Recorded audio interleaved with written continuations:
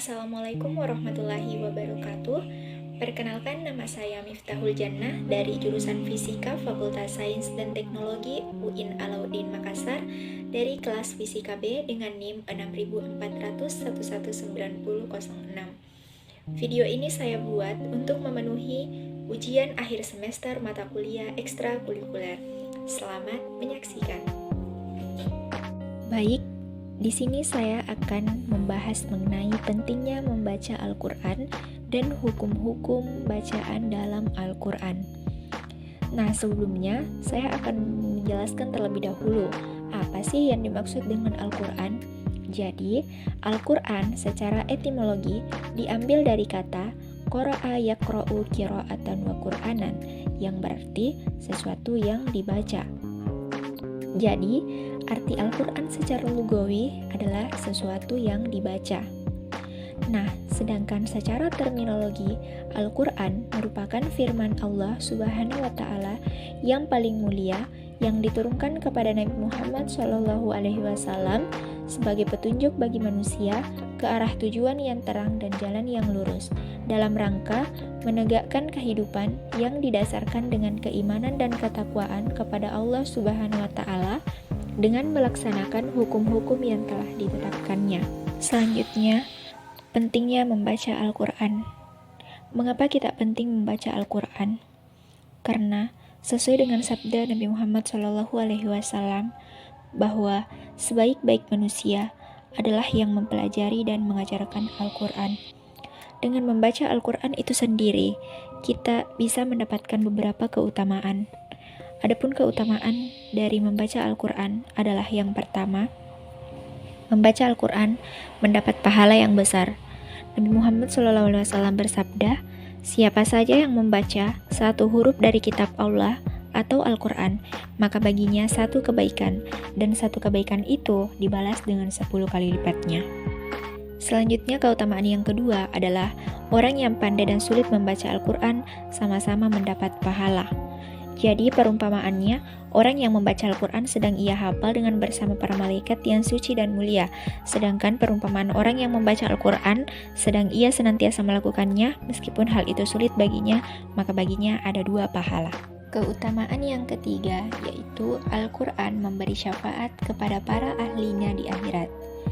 Sabda Nabi Muhammad SAW mengatakan bahwa bacalah Al-Quran karena ia akan datang pada hari kiamat sebagai pemberi syafaat kepada para ahlinya. Jadi, Al-Quran dapat menolong kita di hari akhirat. Selanjutnya, Al-Quran dapat menyembuhkan penyakit.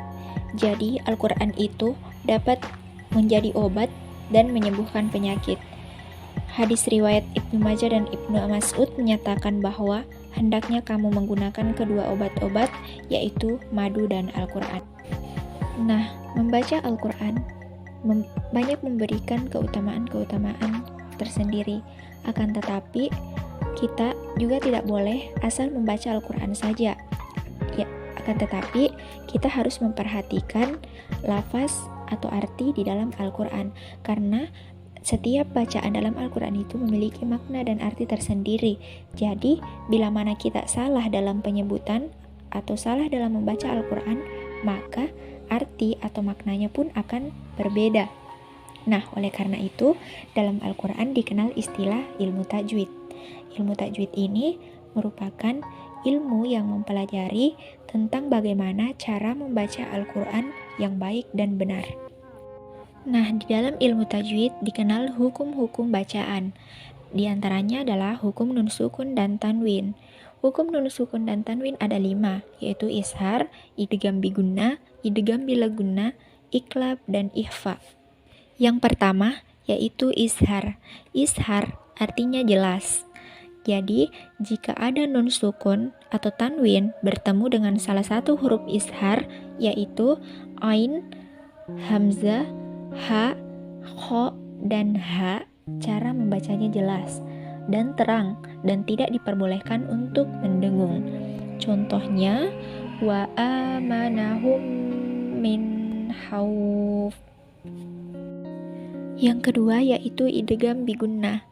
Jika nun sukun atau tanwin bertemu dengan huruf biguna, di mana huruf biguna itu ada 4, yaitu mim, nun, waw, dan ya, maka ia harus dibaca dengan cara ditahan.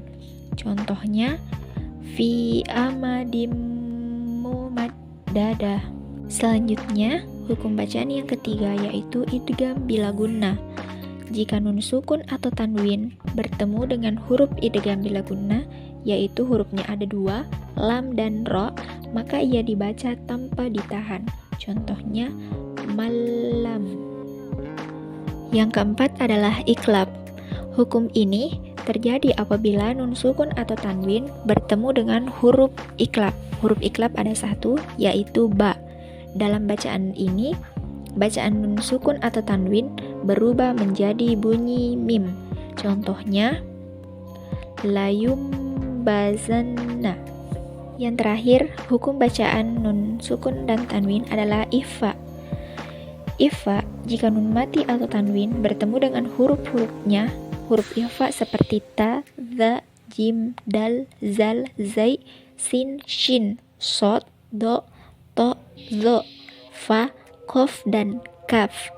Jadi, huruf ikhfa ini selain daripada keempat huruf iklab, idgham bila gunnah, idgham bi gunnah, dan izhar, maka itu adalah huruf ikhfa, dan cara membacanya harus dibaca samar-samar antara izhar dan idgham.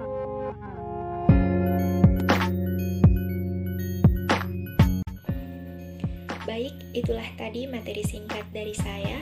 Semoga bermanfaat bagi kita semua. Kurang dan lebihnya mohon dimaafkan. Saya akhiri dengan ucapan wabillahi taufiq wal hidayah. Wassalamualaikum warahmatullahi